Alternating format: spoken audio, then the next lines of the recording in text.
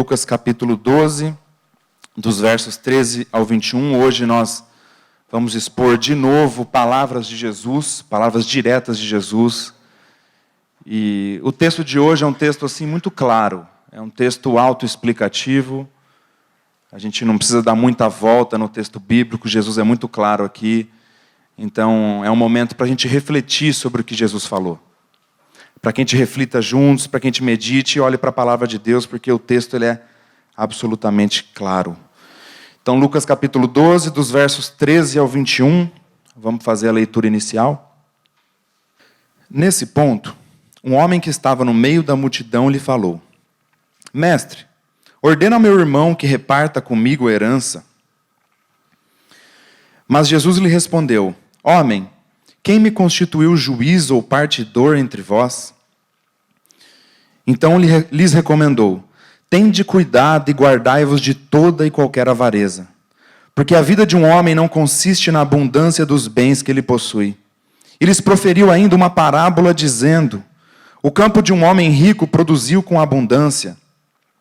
E arrazoava consigo mesmo, dizendo: Que farei, pois não tenho onde recolher os meus frutos? E disse: Farei isso, destruirei os meus celeiros, reconstruí-los-ei maiores, e aí recolherei todo o meu produto e todos os meus bens. Então direi à minha alma: Tens em depósito muitos bens para muitos anos. Descansa, come, bebe e regala-te. Mas Deus lhe disse: Louco, essa noite te pedirão a tua alma, e o que tens preparado, para quem será? Assim é o que entesoura para si mesmo e não é rico para com Deus. Pai, nós estamos diante da Tua santa palavra, Senhor. Nós oramos e clamamos para que o Espírito Santo de Deus ilumine o texto sagrado, nos traga entendimento, nos exorte, nos console e edifique a Tua igreja para a honra e para a glória do nome de Jesus Cristo é que nós oramos. Amém. Amados, então nós temos caminhado estudando o Evangelho segundo Lucas. Então nós temos visto o ministério de Jesus aqui na terra, antes da sua morte e ressurreição. E nós vemos nos estudos anteriores que Jesus ele estava ali diante de uma multidão, inclusive dos seus discípulos que estavam ali também. E ele estava dando importantes lições ali, nos contextos anteriores. Ele alertou os seus ouvintes sobre o perigo da blasfêmia contra o Espírito Santo de Deus. Ele falou sobre a soberania de Deus, que Deus cuida até mesmo dos pardais.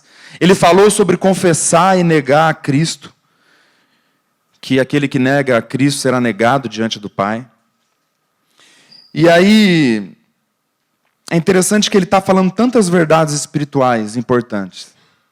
E aí um homem se levanta no meio daquela multidão e interrompe Jesus para falar de uma causa pessoal dele, que nós vemos ali no versículo 13. E a partir daqui, a partir dessa intervenção desse homem, Jesus ele começa a falar sobre a avareza. A avareza que ela começa com a cobiça, com a ganância. E ele começa aqui dando essa lição para os seus ouvintes a partir da fala desse homem. É interessante que a cobiça, a gente não consegue falar de avareza sem falar da cobiça. Então, sempre que uma pessoa é avarenta é porque ela cobiçou antes, o dinheiro, as riquezas. E a cobiça, ela é a fonte de todos os pecados. Todos os pecados que nós cometemos vêm com a cobiça antes. Nós cobiçamos alguma coisa, alguma tentação, algum prazer, algum objetivo. E aí sim, nosso coração é endurecido e nós pecamos contra o nosso Deus. Então a cobiça ela é a fonte da maioria dos pecados. A cobiça é a fonte de todas as guerras, essas guerras que nós temos visto aí nos noticiários, todas surgiram por conta da cobiça. Os anjos caídos caíram por causa da cobiça, porque cobiçaram do nosso Deus. Adão e Eva caíram por causa da cobiça. Então a cobiça, ela é terrível. Então o Senhor tem nos alertado a isso.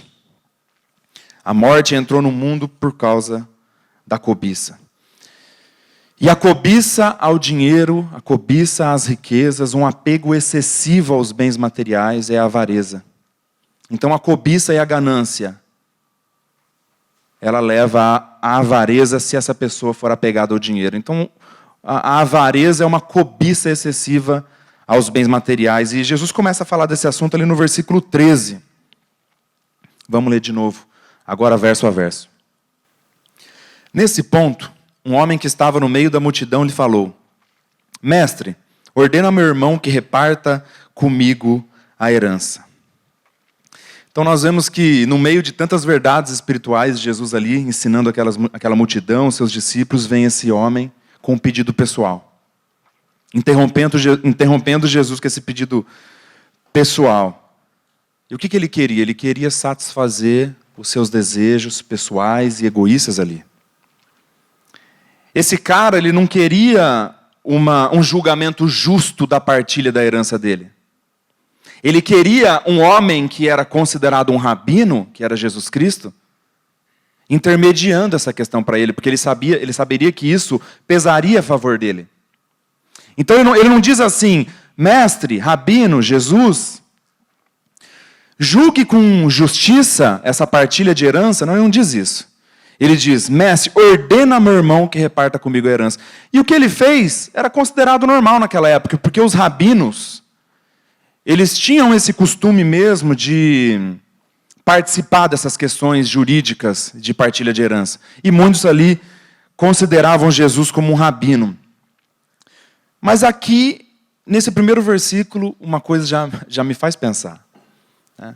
Quantas vezes que nós nos aproximamos do Senhor, entre aspas, por motivos egocêntricos e egoístas?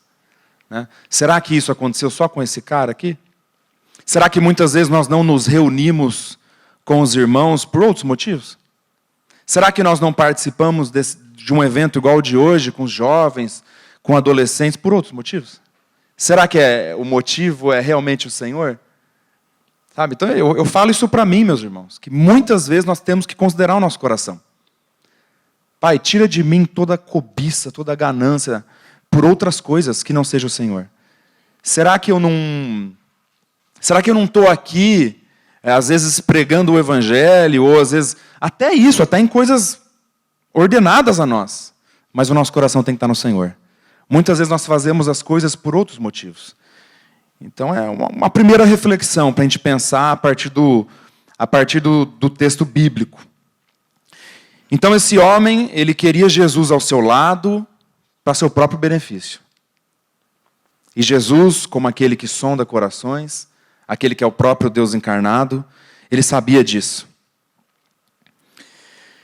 Outra coisa interessante, Jesus ele tinha acabado de falar sobre as necessidades do ser humano.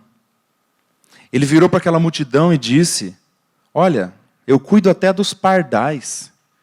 Vocês não precisam se preocupar com as suas necessidades. Então ali também tem um princípio de contentamento.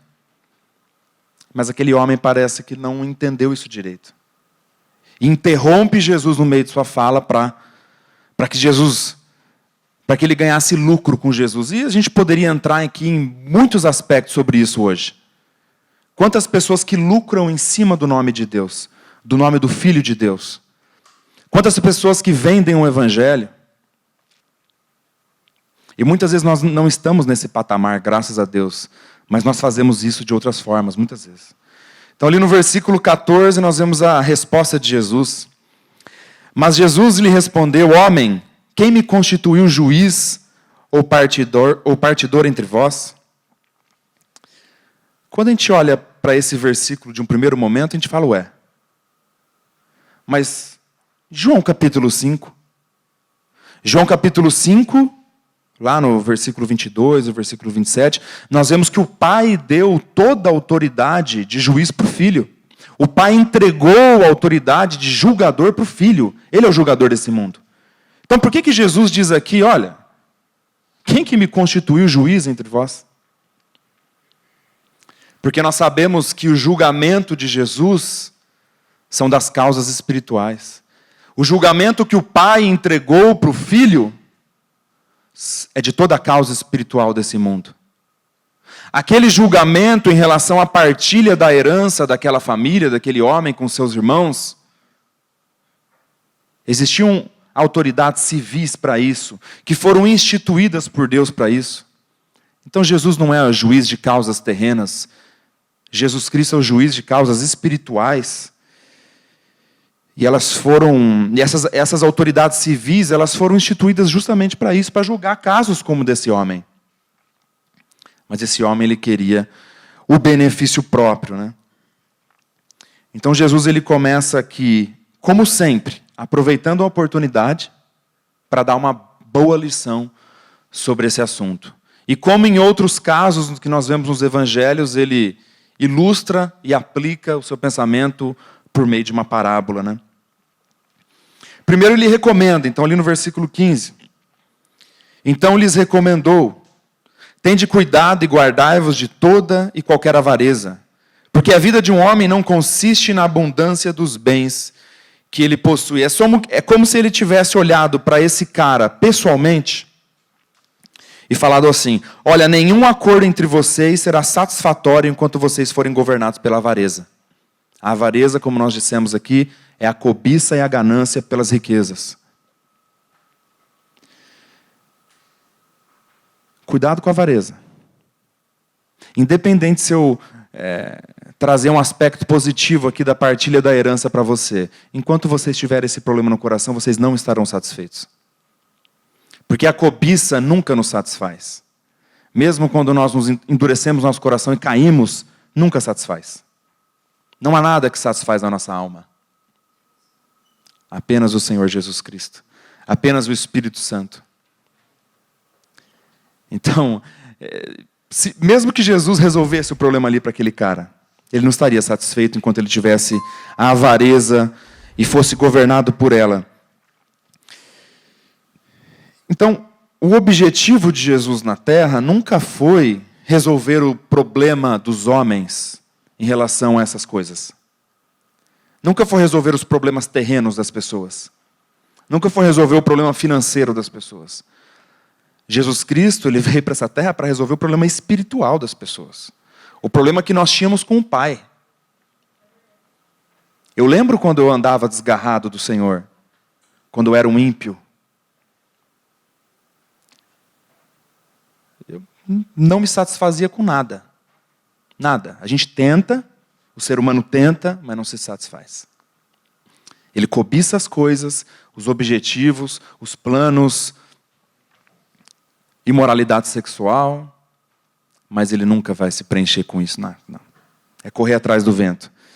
Então Jesus, ele veio para essa terra para resolver o problema espiritual dos homens. Então, eu até anotei aqui também mais uma definição de avareza, de ganância, que vem da cobiça, que é uma sede insaciável de uma quantidade cada vez maior de algo que acreditamos ser necessário para nos fazer sentir verdadeiramente satisfeitos. Então, independente do que seja. Se você acha que buscando isso, ou aquilo, ou aquela pessoa, ou determinado objetivo vai te saciar, e vai te fazer sentir verdadeiramente com alguma noção de vida, não vai. Isso não vai te satisfazer. Então a cobiça é o desejo ardente de possuir ou conseguir qualquer coisa que seja. E aí, olhando para a palavra de Deus, nós vemos como a palavra de Deus condena a avareza. Então, Jesus, ele fala aqui especificamente sobre a avareza, que é a cobiça e a ganância pelo dinheiro, pelas riquezas, pelos bens materiais. Mas eu gostaria que a gente se atentasse hoje à cobiça no modo geral. A cobiça pelo pecado, a cobiça pela pornografia, a cobiça pela imoralidade sexual, a cobiça por status, pelo seu ego, por se aparecer para os outros. Porque tudo isso nos afasta de Deus e tudo isso é considerado idolatria, não apenas a cobiça pelo dinheiro. Eu vou citar dois versículos, não precisam abrir, mas o apóstolo Paulo aos Efésios, ele diz: nenhum incontinente, ou impuro, ou avarento, que é idólatra, tem herança no reino de Cristo de Deus. Ele diz isso aos Efésios. É interessante que o avarento é idólatra. É impossível um avarento não ser idólatra. Porque se ele ama as riquezas acima de todas as coisas, ele já levantou um poste de ídolo para si. E ele fala a mesma coisa aos Colossenses no capítulo 3. Fazei, pois, morrer a vossa natureza terrena, prostituição, impureza, paixão lasciva, desejo maligno e a avareza, que é idolatria. E qualquer tipo de cobiça que a gente consome vira uma idolatria também. Aquela que é a fonte de todos os pecados.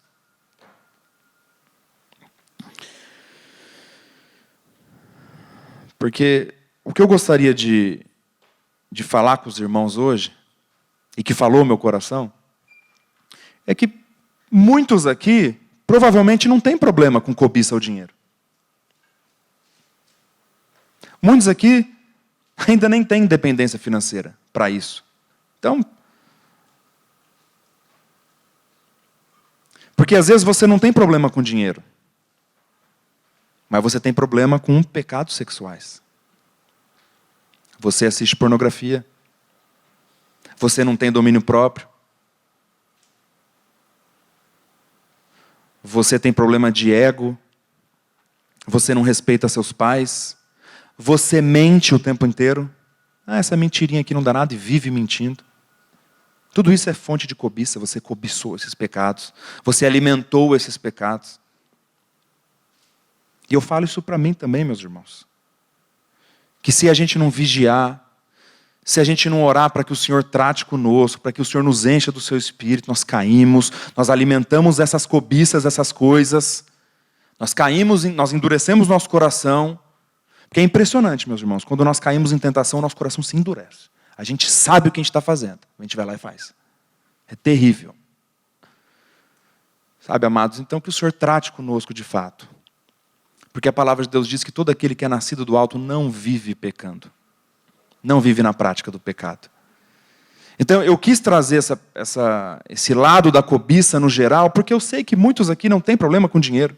Alguns podem ter. Mas muitos, a maioria não tem. Não tem nem independência financeira. Então ainda não tem esse problema de levantar um ídolo para as riquezas.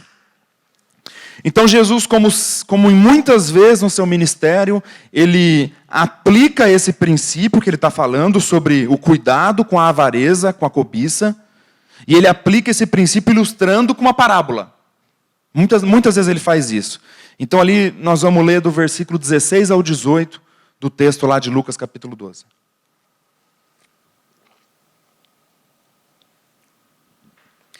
E lhes proferiu ainda uma parábola dizendo: o campo de um homem rico produziu com abundância. E arrazoava, pensava consigo mesmo, dizendo: que farei, pois não tenho onde recolher os meus frutos? E disse: farei isso, destruirei os meus celeiros, reconstruí-los-ei maiores, e aí recolherei todo o meu produto e todos os meus bens. Então o que Jesus ilustra aqui com essa parábola? Um fazendeiro, um homem rico, ele tem o seu negócio ali, e ele pensou consigo mesmo: como que eu posso fazer para expandir o meu negócio? O celeiro dele era pequeno, não estava suportando. Ele resolveu destruir o celeiro menor e aumentar o celeiro dele. Até aqui, meus irmãos, tudo certo. Isso aqui pode ser uma bênção de Deus. Isso aqui não é nada mais do que expandir o seu negócio. Ser inteligente. Até aqui.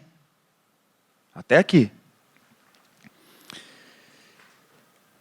Ele está querendo ganhar os seus recursos, expandir o seu negócio, trabalhar, nada de lícito. Nada de lícito até aqui. Mas nós sabemos, até esse versículo 18, nós sabemos se ele estava fazendo isso para a glória de Deus? Nós sabemos se o coração dele, a prioridade dele estava na riqueza e não no Senhor? Até aqui?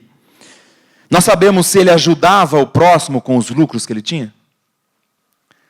Nós sabemos se ele ofertava a Deus de forma regular, proporcional e voluntária? Alguns chamam de dízimo, mas é ofertar de forma regular, proporcional e voluntária tudo que ele recebe do Senhor? Será que ele fazia isso? Porque o problema é onde está o coração da pessoa. Onde está a prioridade da pessoa. E a continuação do texto nos mostrará isso. Nós chegaremos lá. Mas eu queria deixar isso claro para vocês, que o dinheiro em si, biblicamente falando, ele é neutro. Ele não é nem ruim nem bom. Ele pode ser usado para fins justos e ele pode ser usado para fins injustos também. Então o dinheiro por si só, ele é neutro. A palavra de Deus, ela diz que a raiz de todos os males é o amor do dinheiro, é o amor ao dinheiro, e não o dinheiro em si. Nós vemos como o dinheiro era uma bênção para a igreja apostólica. Eles pegavam os recursos, abençoavam os irmãos, ofertavam aos irmãos, a igreja crescia, o evangelho era anunciado. Então o dinheiro pode ser usado para fins justos. Então ele é neutro. Só que ele pode ser usado também para fins injustos, assim como nós veremos aqui. Eu gostaria que os irmãos abrissem comigo a primeira carta de Paulo a Timóteo, no capítulo 6, dos versos 6 ao 10. É um texto até que o Zé abriu aqui para a gente hoje, mas eu gostaria de reforçar com os irmãos.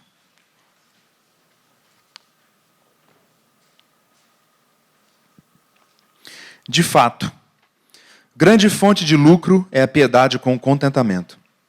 Porque nada temos trazido para o mundo, nem coisa alguma podemos levar dele. Tendo sustento e com que nos vestir, estejamos contentes. Ora, os que querem ficar ricos, atenção aqui, os que querem, é o desejo da pessoa, é a prioridade da pessoa, o coração dela está ali. Qual que é o desejo da sua vida? Buscar o Senhor, glorificar o Senhor? Não, quero ficar rico. Então, olha isso, os que querem ficar ricos caem em tentação e cilada, e em muitas concupiscências insensatas e perniciosas, as quais afogam os homens na ruína e na perdição. Porque o amor do dinheiro é a raiz de todos os males, e alguns, nessa cobiça, se desviaram da fé, e a si mesmos se atormentaram com muitas dores. Amado, Satanás é astuto. Tem um mosquitinho aqui, que misericórdia. Tá doido, rapaz. Deixa eu pregar aqui. Então nós vemos que muitos, nessa cobiça, se perderam. Muitos. E a raiz de todos os males, vocês têm noção disso? A raiz de todos os males é o amor ao dinheiro. É o amor ao lucro, à riqueza. Continuando ali no capítulo 6 de 1 Timóteo, se a gente for um pouquinho para frente ali dos versículos 17 ao 19. E é interessante que dentro da igreja do Senhor, dentro da igreja primitiva existiam pessoas ricas que foram convertidas pelo Senhor. E olha o encorajamento que o Espírito Santo dá a essas pessoas. Exorta aos ricos do presente século que não sejam orgulhosos, nem depositem... Versículo 17 a 19, isso aí, acho que eu não falei o texto. 17 a 19. Exorta aos ricos do presente século que não sejam orgulhosos, nem depositem a sua esperança na instabilidade da riqueza, mas em Deus, que tudo nos proporciona ricamente para o nosso aprazimento. Que pratiquem o bem, sejam ricos de boas obras, generosos em dar e prontos a repartir. Que acumulem para si mesmos tesouros, sólido fundamento para o futuro, a fim de se apoderarem da verdadeira vida. E esse tesouro que esses ricos deveriam guardar é o tesouro eterno que está nos céus. É a nossa esperança da glória. Então o apóstolo Paulo aqui, ele exorta aos ricos que estavam se reunindo com eles. Porque esses ricos, se eles desejassem ficar ricos, querem ficar, isso era a maior evidência de que eles não eram salvos. Assim como o texto anterior nós vemos. Os que querem ficar ricos se desviaram da fé, caíram em tentações e perdição. Então a questão aqui é, onde está o seu coração? Onde está a sua esperança? Onde estão as suas prioridades? A sua prioridade às vezes não é o dinheiro, mas às vezes é ter um cargo legal, as pessoas te olharem e falarem, olha que cara legal, que menina legal, olha que pessoa, olha como ela é boa no que faz. Às vezes nosso coração está nisso. Em querer ser alguém diante das pessoas, ser alguém de valor. Isso é uma cobiça. Então, que o Senhor trate conosco, meus irmãos. Que o Senhor trate comigo, que o Senhor trate conosco. pela palavra dele. E toda vez que nós formos aqui abrir a palavra de Deus e ler o texto bíblico, presta atenção. Às vezes eu posso aqui falar abobrinha. Posso estar errado em algumas interpretações. Mas a palavra de Deus não erra. Então o momento mais importante para você prestar atenção é quando nós lemos o texto bíblico. Essa exortação de Paulo aos ricos reunidos na igreja, ela é clara. E é isso mesmo, e eu não tenho o que dizer.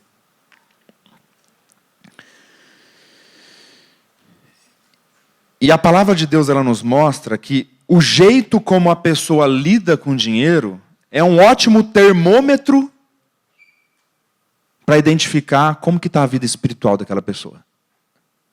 Então, você quer saber como que é a vida espiritual dessa pessoa? Se realmente ela é crente? Como que ela lida com o dinheiro? Como que esse cara lida com as riquezas, com os recursos que o Senhor dá para ele? É um ótimo termômetro. E nós vemos isso biblicamente. Lembram da história de Zaqueu, que está lá em Lucas capítulo 19? Zaqueu, que era um publicano, ele cobrava juros excessivos e injustos, ou seja, ele roubava das pessoas. O Senhor converte o coração dele. E aí, a partir de sua conversão, ele passa a lidar com o dinheiro de uma forma totalmente diferente. Então o texto bíblico diz assim: Zaqueu se levantou e disse ao Senhor: Senhor, resolvo dar aos pobres a metade dos meus bens. E se em alguma coisa tenho defraudado alguém, restituo 4 vezes mais. Então Jesus lhe disse: hoje houve salvação nessa casa, pois que também este é filho de Abraão, porque o Filho do Homem veio buscar e salvar o perdido. Olha que interessante.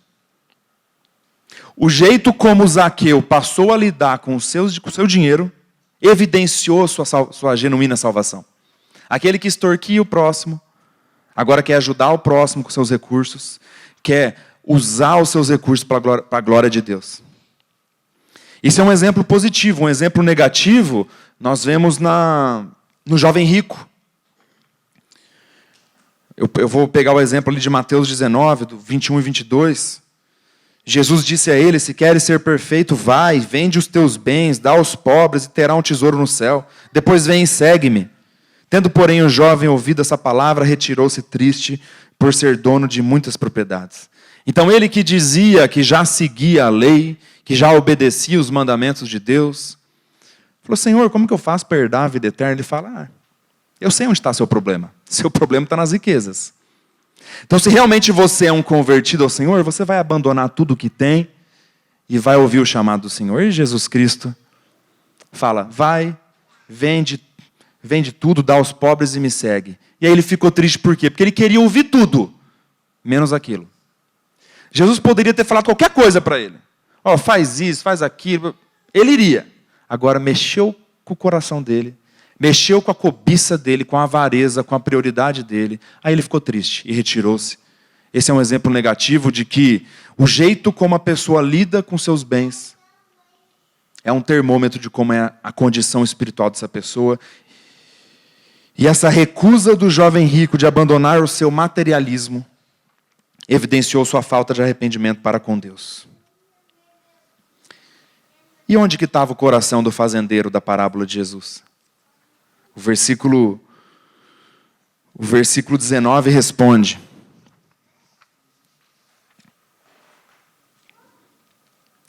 até o versículo 18, nada de ilícito. Sou super a favor de você que é empreendedor, você que quer fazer uma faculdade e quer a sua empresa, ou até trabalhar para os outros, você quer crescer na vida, expandir seu negócio, sou super a favor. Super a favor. Nada de ilícito. Então, até o versículo 18 está tudo certo. A questão é o versículo 19. Olha o que esse fazendeiro disse. Então direi à minha alma: tens em depósito muitos bens para muitos anos. Descansa, come, bebe e regala-te. Aqui está a insensatez. Quantas vezes nós vemos isso no livro de Provérbios? A insensatez, a tolice do avarento. O cara, ele tem certeza que quando Deus pedir para ele a sua alma, ele vai apresentar os seus bens. Chega a ser engraçado. Deus vai pedir a alma dele. Ele fala: tenho provisão para muitos anos. Beber, comer, regala-te aqui é ter prazer, aproveitar, descansar. Então assim, eu tenho isso para muitos anos. Isso aqui serve? Eu consigo pagar isso aqui? É uma insensatez, meus irmãos. É um absurdo, é uma loucura. Então, realmente, esse cara ele tinha uma provisão para o corpo dele de muitos anos, mas para a alma dele não. E nós vemos que toda a fala desse homem, ele não agradeceu ao Senhor. Ele não foi generoso com ninguém. Ele pensou só em si.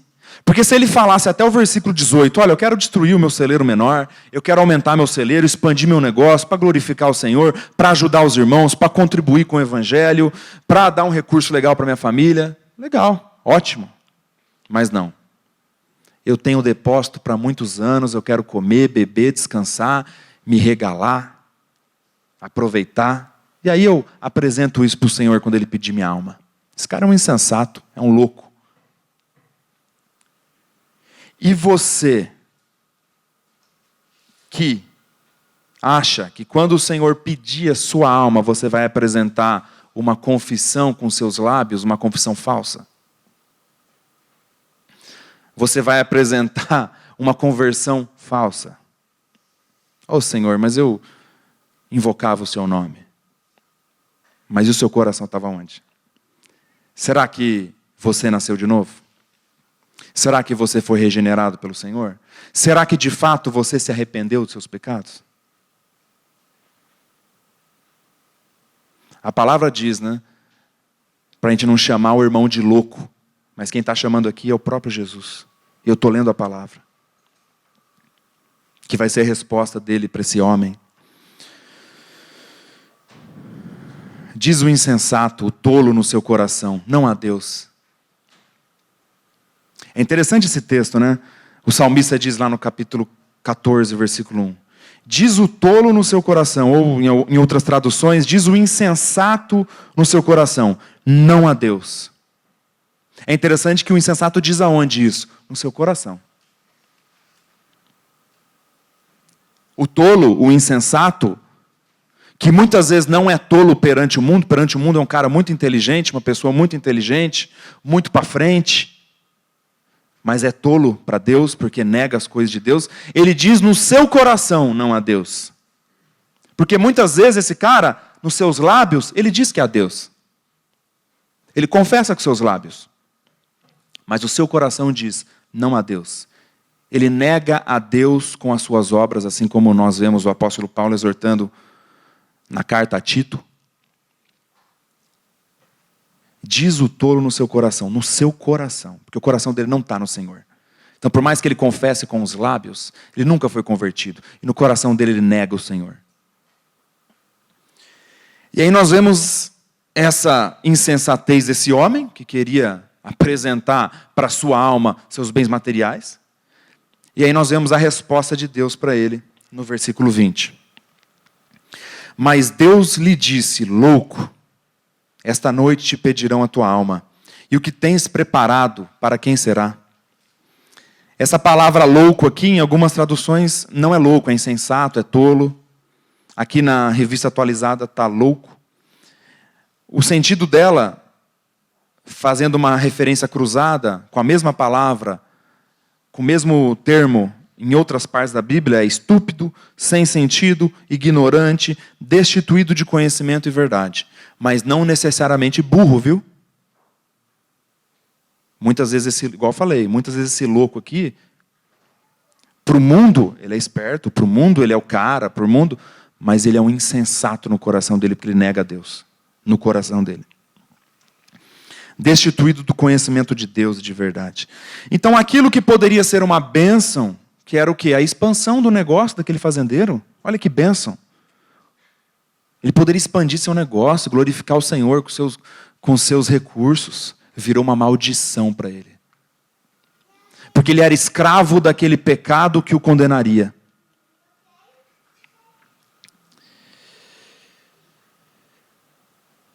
Qual que é o cúmulo da loucura? O cúmulo da loucura, biblicamente falando, é deixar Deus fora dos nossos planos. É o cúmulo da loucura. É você fazer um plano e deixar Deus de fora. É o cúmulo da loucura. Isso aqui é estupidez. É insensatez.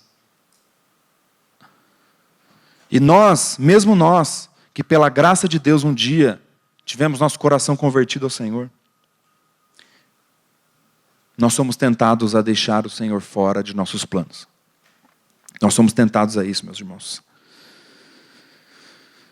Qual que é o cúmulo da estupidez, biblicamente falando também? O estúpido é aquele que não considera a brevidade da vida.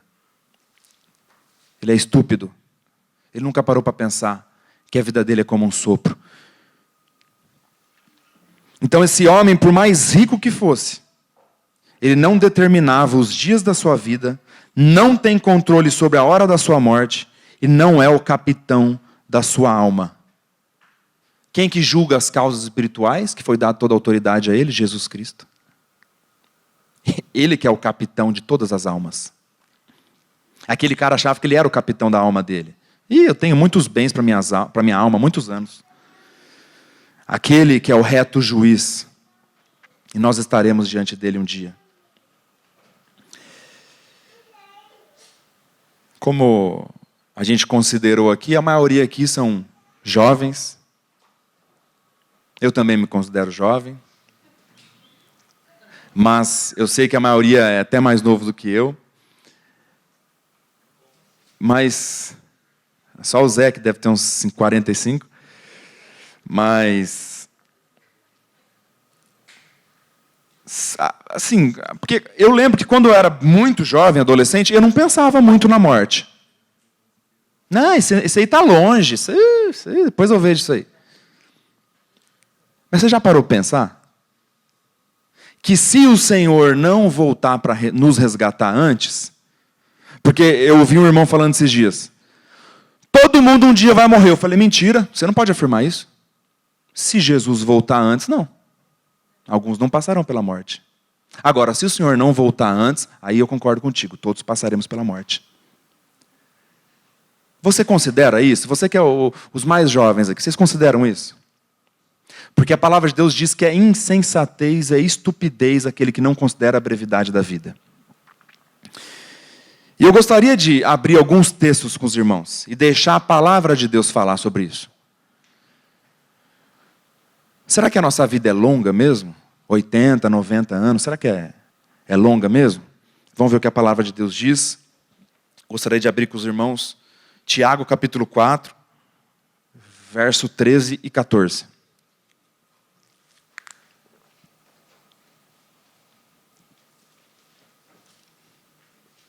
Tiago 4, 13 e 14. Atendei agora vós que dizeis, hoje ou amanhã iremos para a cidade tal, e lá passaremos um ano, e negociaremos e teremos lucros. Vós não sabeis o que sucederá amanhã, o que é a nossa vida, a vossa vida. Sois apenas como neblina que aparece por instante e logo se dissipa. Quantas vezes que eu caio nisso, meus irmãos? Fazer um planejamento aqui da empresa, fazer um planejamento aqui da carreira, dos filhos e tal, fazer um planejamento aqui, daí daqui 5 anos eu vou ter isso, uma aplicação. Que estupidez. Deixar o Senhor fora disso. Olha o que a palavra de Deus diz, você não sabe nem o que vai acontecer amanhã. O que é a sua vida? É uma neblina que aparece e logo se dissipa. Sempre que eu vejo a panela de pressão funcionando e aquela fumacinha que sai e já some, eu lembro disso, da palavra de Deus. Caramba, a nossa vida é isso aqui. Perante a eternidade, a nossa vida é aquilo ali. É aquela fumacinha que apareceu e sumiu. Você para pensar nisso? Que perde a eternidade, tipo, 90 anos não é nada? 100 anos não é nada? É nada, nada.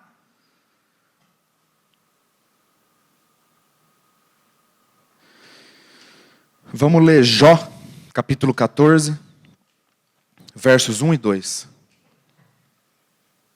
Jó, capítulo 14, versos 1 e 2. Eu gostaria de reforçar isso com os irmãos em alguns textos. Para a gente considerar a brevidade da nossa vida, mesmo aqueles que são ainda muito jovens. O homem, nascido de mulher, e homem aqui é o ser humano, tá? Não é só os homens, tá? Hoje em dia nós temos que explicar essas coisas. Que o homem aqui é o ser humano. O homem nascido de mulher vive breve tempo, cheio de inquietação. Nasce como a flor e murcha. Foge como a sombra e não permanece. O que o salmista diz no capítulo 90, versículo 9 e 10? Olha isso aqui. Pois todos os nossos dias se passam na tua ira. Acabam-se os nossos anos como um breve pensamento. Todos os nossos anos, como um breve pensamento. Os dias da nossa vida sobem a 70 anos, ou em havendo vigor a 80. E se chegar a 80, olha o que a palavra diz. Nesse caso, o melhor deles é canseira e enfado, porque tudo passa rapidamente e nós voamos. Eu vejo umas pessoas falar, eu quero chegar até os 110. Se passar de 80, é canseira e enfado, a palavra de Deus está falando. Então, a nossa vida aqui não é nada. O salmista, no capítulo 144, versículo 4, um versículo conhecido, o homem é como um sopro, os seus dias como a sombra que passa. Então, o que é a nossa vida terrena, de acordo com a palavra de Deus? Uma neblina, um breve pensamento, uma sombra que passa, uma flor que murcha. Que ouvidinha fraca que nós temos aqui, essa é a verdade. Qualquer coisa pode nos acontecer hoje, amanhã, e nós não estaremos mais aqui. E aí, nesse momento, assim como o autor de Hebreus diz, que após a morte vem o juízo, nesse momento, Deus te pedirá a sua alma. E o que tens preparado? A quem tem preparado?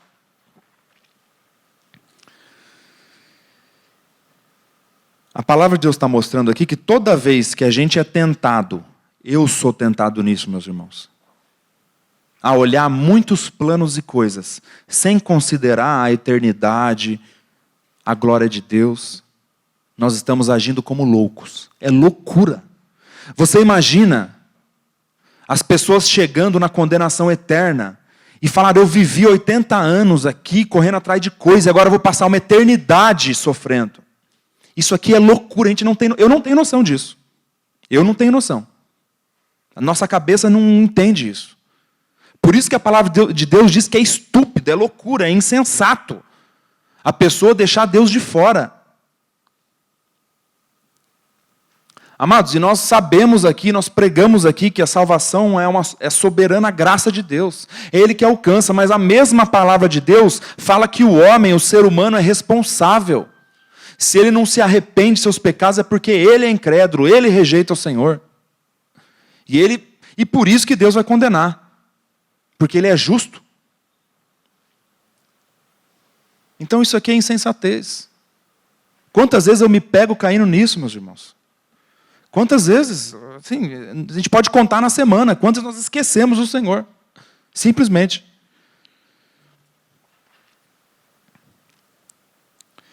E aí eu gostaria de deixar claro para os irmãos que é muito lícito. E até olhando para o livro de Provérbios, existe um princípio de você ser prudente com seus bens, responsável, guardar para sua família, para poder colher depois, plantar para colher depois. Então, você ter uma organização na sua vida financeira, planos, carreira, querer expandir seu negócio, fazer faculdade, ser um bom trabalhador, enfim, uma boa esposa, isso é lícito, é para a glória de Deus e louvado seja Deus. Eu sou o primeiro a apoiar em todas essas coisas. Agora, o nosso coração não pode estar nessas coisas. Não pode estar nessas coisas. Nosso coração tem que estar no Senhor. O Senhor, Ele quer nos dar contentamento nele. Senhor, se o meu negócio expandir, der certo, louvado seja Deus. Se o Senhor fechar as portas, louvado seja Deus. A Tua palavra me diz que o justo não mendigará o pão. E eu creio na Tua palavra. Que o Senhor vai me dar o que é necessário.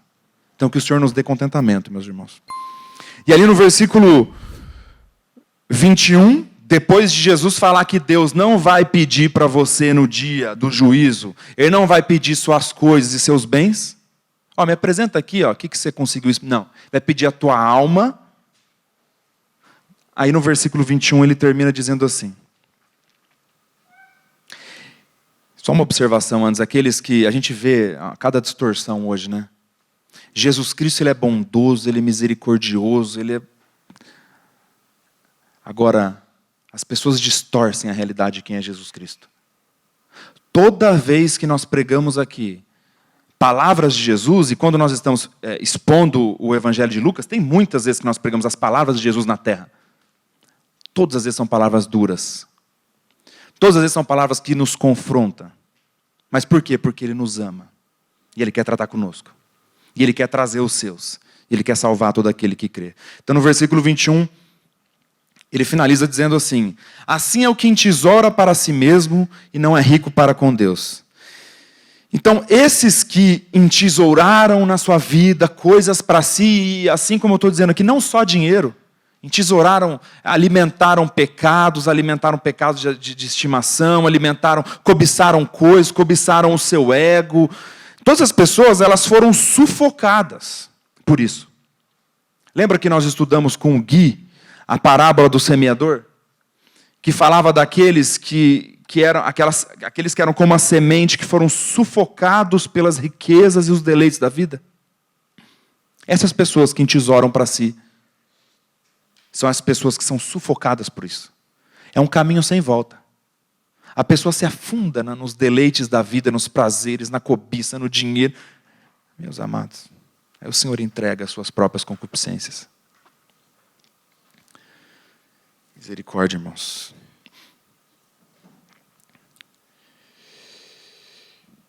Nós vemos ali em Mateus capítulo 6, 2 tipos de pessoas. E pela graça de Deus, eu creio que nós somos aqueles caindo e o Senhor nos levantando, nós somos aqueles que querem entesourar tesouros nos céus e não tesouros nessa terra. Então ali em Mateus capítulo 6 nós vemos esses que foram sufocados pelas riquezas e deleites da vida, assim como esse fazendeiro, que o coração dele estava na riqueza. Mateus capítulo 6, versículo 19. São os que acumulam para si tesouros sobre a terra, onde a traça e a ferrugem corroem, e onde os ladrões escavam e roubam. Eu nunca vi bolso de defunto cheio de coisa. O cara vai ser enterrado, põe a carteira aqui, eu nunca vi. Que ele vai usar lá depois, não vai usar nada. Eu nunca vi caixão com gaveta. Se precisar, ele pega um negócio. Não tem. A gente não leva, assim como o texto que nós lemos 2 vezes aqui, lá de Timóteo, a gente não leva nada desse mundo, nada, fica tudo aqui. E o que é ser rico para com Deus, que ele está dizendo aqui no versículo 21? Isso aqui que eu falei agora é não ser rico para com Deus. O que é ser rico para com Deus? É quando nós, pela graça de Deus, porque se depender de nós, a gente vai longe, meus irmãos, negativamente. Quando nós passamos a confiar no provedor, não na provisão. Nós confiamos naquele que provê todas as coisas, e não nas coisas em si. Ser rico para com Deus é depositar a nossa fé em Deus, em Cristo, e não nas bênçãos de Deus. Porque todas essas coisas podem ser bênçãos de Deus em nossas vidas. Então nós depositamos a nossa fé, que foi nos dada no Senhor, e não nas bênçãos do Senhor.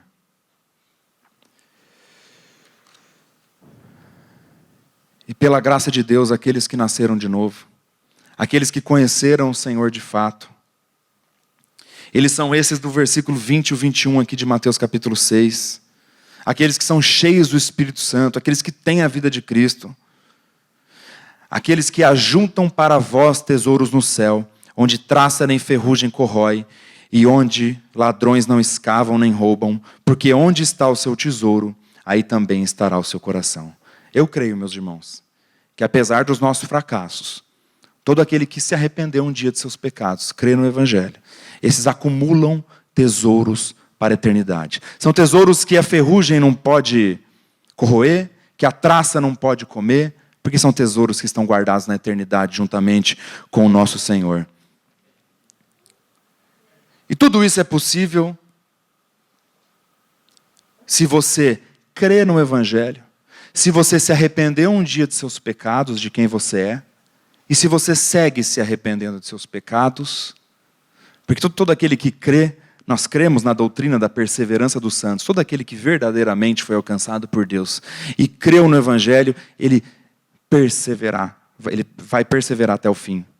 Ele seguirá em arrependimento, que é um dom de Deus. A palavra de Deus diz aos Romanos que o arrependimento vem pela bondade de Deus.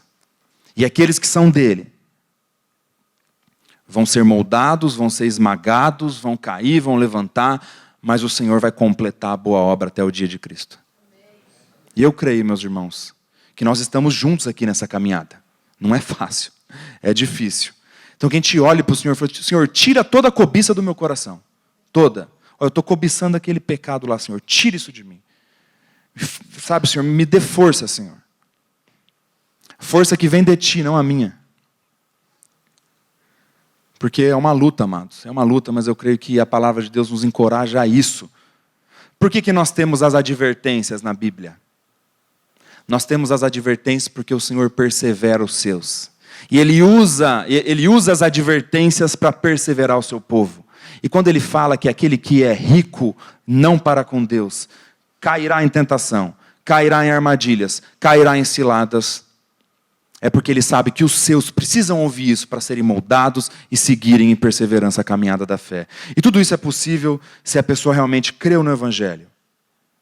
Creu que Jesus Cristo é o Senhor e Salvador da vida dela. Creu que um dia Deus, pela sua graça e pela sua misericórdia, enviou a Cristo. Porque nós tínhamos uma dívida eterna com o Pai. Nós pecamos contra um Deus santo. Mas Jesus Cristo, ao pagamento dessa dívida, Ele é o Deus encarnado. Aquele que carregou os nossos pecados naquela cruz. E quando Jesus Cristo ele é ressuscitado pelo Pai ao terceiro dia, a palavra de Deus diz que Ele nos ressuscitou juntamente com Ele, espiritualmente falando. E por isso que nós falamos que nós nascemos de novo, porque nós fomos sepultados para essa vida, para esse mundo, e nós nascemos de novo em novidade de vida. E é isso que simboliza quando nós batizamos, quando nós confessamos a nossa fé perante os irmãos, nós batizamos, nós confessamos que nós morremos para esse mundo e agora nasceu uma nova pessoa em Cristo Jesus. E tudo isso só é possível se o Senhor der esse dom de graça, para que você se arrependa de seus pecados e para que você siga uma vida em perseverança, lutando contra essa cobiça, contra essa avareza e essa ganância. Então, se você considerou diante do Senhor e você não tem certeza da sua salvação, você não tem certeza se você se arrependeu dos seus pecados, se você é escravo dos pecados, porque a palavra de Deus diz que o Senhor Jesus nos libertou da escravidão do pecado. Aqueles que estão em Cristo são livres da escravidão, das amarras do pecado. Não que nós não pecaremos mais, mas nós não somos mais escravos do pecado. Nós somos libertos em Cristo. Então, se você não tem essa convicção, o chamado é o mesmo dos profetas, o chamado é o mesmo dos apóstolos, o chamado é o mesmo dos evangelistas e o chamado é o mesmo do Senhor Jesus Cristo. Arrependa-se de seus pecados, arrependa-te de quem você é, que tem essa natureza asquerosa, assim como todos aqueles que creem aqui tínhamos. Arrependa-se de seus pecados, creia em Jesus Cristo como seu Senhor e Salvador, que Ele começará uma obra na sua vida e terminará até o dia de Cristo Jesus. Então, que o Senhor trabalhe conosco. Entregue para o Senhor todas as suas preocupações. Se você já nasceu de novo, essa palavra é para nós também. Senhor, eu te entrego essas preocupações que eu tenho colocado você de fora. Eu entrego para o Senhor. Trabalha nessas coisas em nossas vidas, porque nós somos muito tentados a tirar o Senhor de nossas vidas. Muito tentados. Eu gostaria de finalizar orando uma oração que está lá em Provérbios capítulo 30, versículo 8 e 9. Eu vou iniciar a nossa oração final aqui orando essa palavra, que é um modelo de oração que está nas Escrituras. Provérbios capítulo 30, versos 8 e 9. Que o Senhor nos dê contentamento nele, que o Senhor nos dê plenitude nele, que a gente fale, eu não preciso de nada porque eu tenho o Senhor. Eu não preciso de mais nada, porque eu tenho Jesus Cristo, aquele que morreu e ressuscitou, e aquele que é a minha vida. Então, louvado seja Deus. Vamos orar. Pai amado, afasta de nós toda falsidade e mentira. Não nos dê nem a pobreza e nem a riqueza. Nos dê o pão necessário, para não suceder que, estando nós fartos, te neguemos e digamos quem é o Senhor, ou que empobrecidos venhamos a furtar e profanar o seu nome. Pai, nos dê contentamento somente em Ti. Nos dê contentamento em toda a provisão que o Senhor nos dá. Coloque os nossos olhos e esperança sempre na pessoa e obra do Seu Filho Jesus Cristo. Trate conosco, trate com a sua igreja, sempre para a sua glória. E nós oramos em nome de Jesus. Amém.